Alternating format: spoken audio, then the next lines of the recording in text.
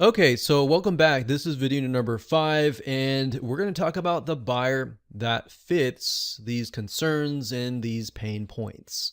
So based on the prior video, we should have an idea about the pain points and the loss of time. Now what we need to do is we need to figure out, what do they look like? What age are they? And what demographics are they? Now, with a security product, you could be all over the place, but what you're not trying to do is figure out what your buyer is, but who is your hungriest buyer.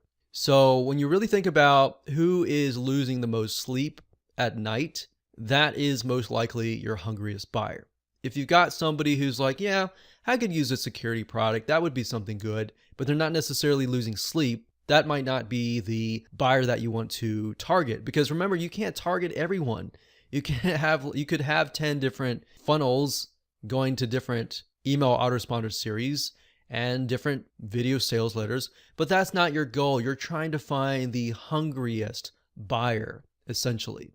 So we're gonna do a few things that will help us figure that out. So let's take a look at what we wrote earlier. So now what I want you to do is ask yourself, what do these buyers look like? We're gonna dig deeper into this, and you're gonna see, like the next video after that, we're gonna try to figure out what their typical day looks like. So we're going to dig that deep. And the reason why is because that's going to help you convert more sales when you can relate to somebody and they feel like they're reading your sales letter or listening to your sales video, and they feel like, wow, this person really understands me. They understand my needs. They understand why I'm up at night. Oh, I trust this person, I'm going to buy from them. Versus they go to somebody else who's just trying to sell them and they don't really understand them. It's kind of like you walk into a store and somebody asks, hey, like, what do you need this for? Or let me give you a better example, a car dealership. Most people are very fearful about going to car dealerships. But when they get there and the car dealership does not act like the typical car dealership, and they're like, hey, what are you looking for? Okay, all right. And they leave you alone, but they're genuinely interested because they want you to find the right car, versus the other person's like, hey, I think this is great for you. You look kind of like the guy who wants the Ferrari or whatever, and you might not be the guy who wants the Ferrari or the lady who wants something else. So that's why we're thinking listen versus speak. So most of the car dealerships that are assuming, they are seeing as speaking before listening. But a lot of car dealerships are actually trying to change into listening first before speaking. So what I want you to try to write out is the detail of how you envision them in your mind. If you're a visual person, you can even draw them if you would like. So that will help you figure out who they look like. Now, of course, you may not know exactly how they look like, but this exercise is to merely help you better process what your potential buyer looks like. So you may not know exactly what race they are or what sex they are, if they're male or female or whatever, but kind of get an idea of their needs, essentially. So it's much better if you can even find somebody you know in your real life, because that will help paint a better picture.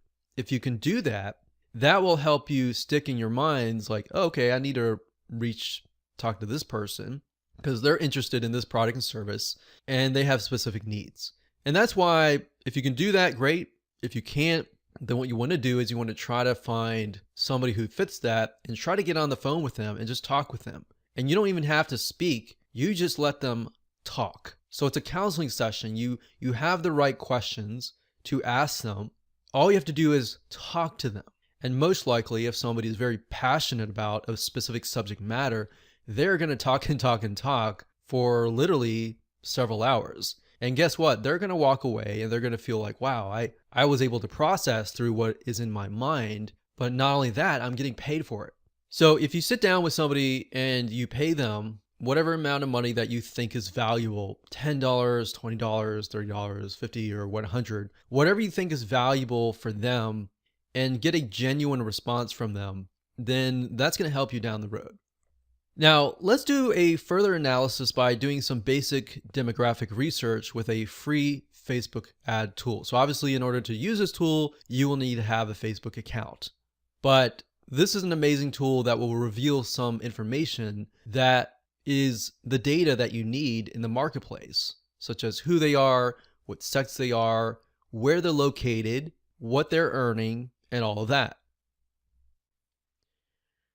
Okay, so we're going to be using a tool called Facebook Audience Insights. Now, the URL I've noticed is a little different. Sometimes it's business.facebook.com, and then sometimes it's facebook.com. So I can say the best way to get there is simply by logging into your Facebook account, looking for the Facebook Ads Manager, go there, and up at the top, if you click that button that says Ads Manager, you're going to see an option that says Business Settings, Ads Manager, Audience Insights, and Audiences. Now, if you're still not able to get there, you can also go to google.com and type in Facebook Audience Insights. And it really depends on where you're located, that URL can change. So you want to go to Audience Insights. This is basically a tool that Facebook gives you for free that you can use. And it allows you to see a micro data of people who are highly interested in specific topics, people who are highly interested in pages that you might be connected to, and all that. So the easiest way to use this tool is not using any of these first, but by entering the interest. So let's switch to something else, because I did a search early on home security and I wasn't getting a lot of traction. So let's do a search on home automation and see what we get. Now, what's interesting about this was I assumed that the people that would be interested in home automation would primarily be men. And while it's about close to 50-50, you can see that 56% of women are interested in home automation. Now, we don't know. Hypothetically, that could be because they're using their husband's accounts. We don't know. But this is enough data to tell us that there is a majority of women. So 56% women, 44% men. Now, the nice thing about this tool is it allows you to paint the picture in a better light. So let's say, for example, that we want to figure out, are these women single or are they mainly married? So you can see 21% is the highest here. We've got 25% for men for ages 25 to 34. So this age bracket here somehow seems to be more interested in home automation. Now, 35 to 44, for men, it's about the same. For women, it's about very similar, but it's 21%, 90%. But this bracket here, age 25 all the way to 54, they seem to be highly interested in home automation. Now, we can see that the older it gets, 55 to about 65, they're not as interested. In 18 to 24, they're not as interested. So that gives us an idea of who we can target, but we want to get an idea of what their likes are, what their dislikes are, what their lifestyle is, and begin to kind of paint a picture of who they look like. And that's why in a minute, as you can see here, my assumption that it was a men, but it was reality, it was mainly women. And that's interesting because that shows you that my assumption was incorrect. That's why assumptions are so dangerous, because imagine if you were built to build a whole sales funnel based on your assumptions and what you saw, because you're thinking, okay, I own this product and service, so I must know the demographics, but in reality, it's the opposite. So what's nice about Facebook Audience Insights is if you click on one of these, so we'll click on 25 to 34, and this is merely focusing on the women. So 500 to 600,000 monthly active people. We can scroll down and we can see that most of them are married. A lot of them are single, but most of them are married. A lot of them have college degrees. A lot of them are into healthcare and medical services, personal care and home services, education and libraries, legal services. So not necessarily technical, but they are very highly into healthcare. So we don't know exactly why until we actually go to the pages that they like and look at that. So we can see business and finance, that's sort of techie. But let's scroll back up and look at the page likes. These right here are the top categories that they are interested in for this age range of 25 to 34. So we can see exactly what they're interested in: clothing stores, jewelry, cosmetics, baby goods, IKEA. So it looks like they're interested in a lot of baby goods. So what we saw earlier was that a lot of them were married at this age, or maybe beginning their life of being married and having a family. So we can see the page likes. You can even go to these pages and see how they interact with each other. We can go to location to get an idea of where they're located. So we can see North Carolina, South Carolina, Florida, Alabama, Arizona, Arkansas. So a lot of these are actually the southeast, which is interesting. I don't know why they're interested in home automation, but they are. So that gives us an idea of geographically, maybe we can dig further, look into cultures.